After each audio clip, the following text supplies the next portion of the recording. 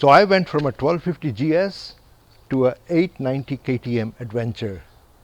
And why, would you ask, why did I do that? There is a specific reason. I'm saying, don't get me wrong, I love my 1250 GS. I call her Isha. Beautiful bike to ride, beautiful bike. And I have ridden her for now almost 2 years. I put these beautiful crash guards on, the Lone Rider shield on. I had these bags, I had them on here. I changed the pegs. I've had a great time with this bike. This bike is so centered, the center of gravity is so low that it's an easy bike to ride, and the wind protection is excellent. I loved everything about the bike, but there comes a time when you have to let go, and there's a specific reason why, as to why I got the 890 Adventure. I plan to do a lot of long rides. By long rides, I mean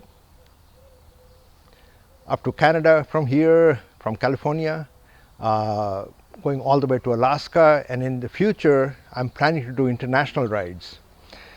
So, in reality, what I needed was something that I could easily handle on my own. I'm saying it's hard to find, it's easy to get like riders to ride with you for a day or 2 days, maybe even 3 or 4 days. But then on a longer trip, like when you're gone for like weeks, it's hard to find somebody to ride with you.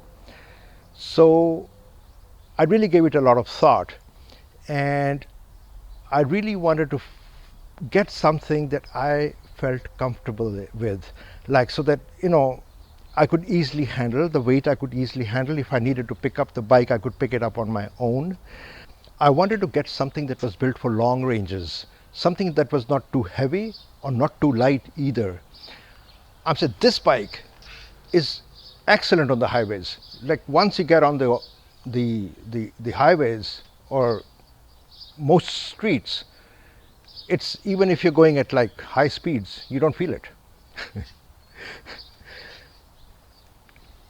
So I had to make some sort of compromise for weight and for handling, and something that I could handle on light off-roads if I wanted to, and something that could be good for most roads, including highways.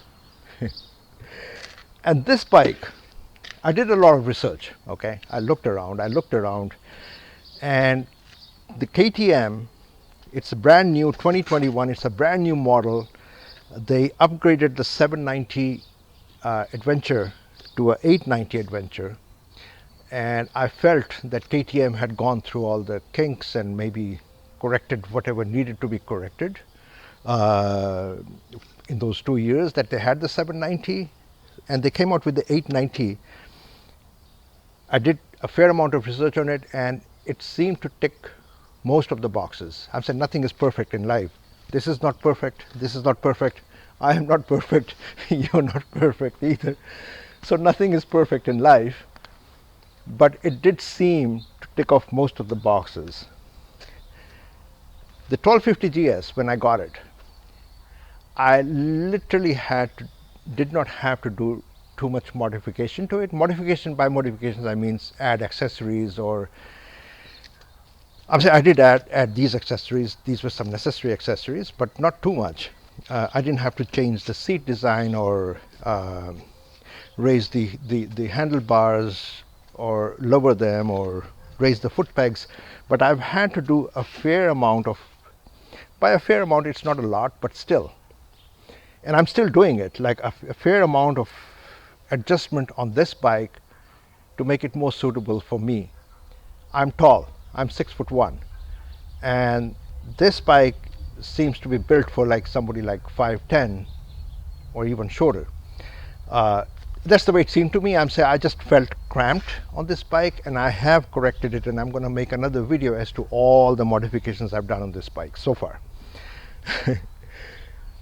So it's sad to see the 1250 GS go. It will be gone soon, and I'm really looking forward to my 890 KTM. I've taken her out. I've done about 600 miles on her so far. Loved it. Loved every mile of it. Oh yeah, the other thing I did was I had these lights here, the Clearwater lights on this bike right in the front. And see, so we switched that from there to here. I did talk to Clearwater and nobody seemed to be sure whether these lights would work or not work on this bike, but we did make it work. And the same with the brake lights here. So you can't see the brake lights, but when you press on the brakes, there's a bright light, like it's bright. The people behind you will see it.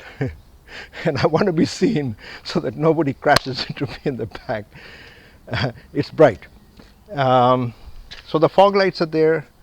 No, I'll make another video on all them. It's a whole video that I need to do on all the stuff that I've done with this bike so far, and I'm still working on it so far. That's my neighbor, Paco. Hey, Paco.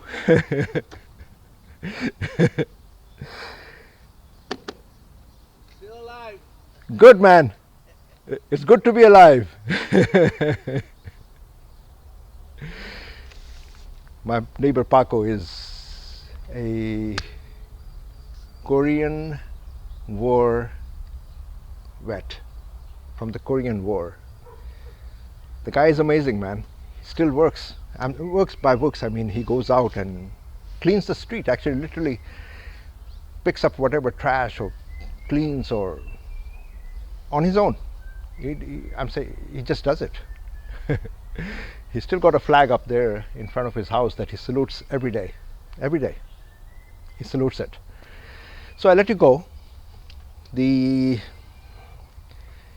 This Isha and this Isha. This is also Isha. Isha number 1, Isha number 2. I'll take you out on a ride on this today.